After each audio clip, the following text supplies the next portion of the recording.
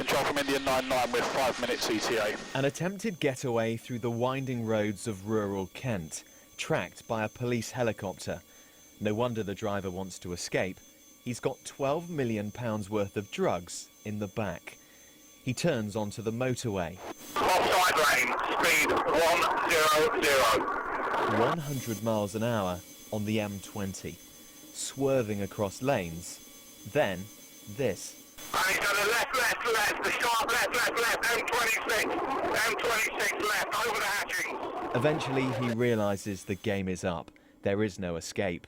Pursuit teams on the ground pile in and the fugitive is caught.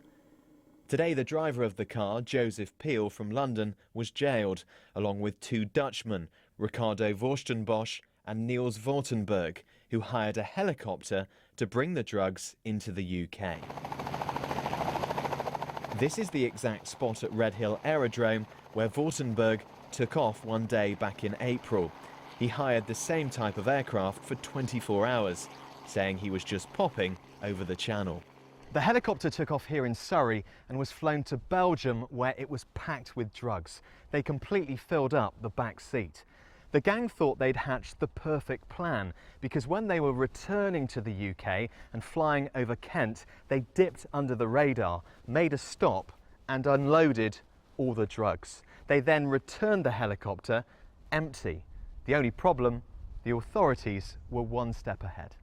They recovered more than 100 kilos of cocaine and heroin. It's the first time I've ever heard a helicopter being used for this.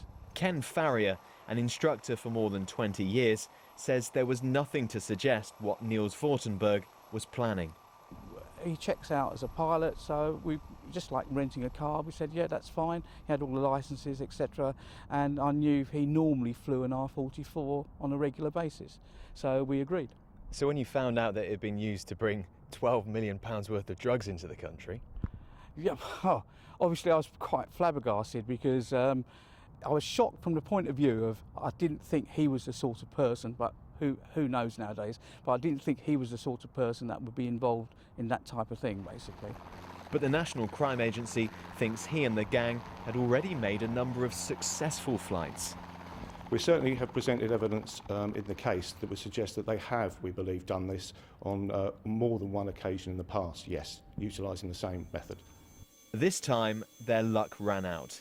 They'd hoped a light aircraft would transport them to great wealth. Instead, it was the police helicopter on hand to record the moment their plan came crashing down. Nick Beake, BBC London News, Redhill.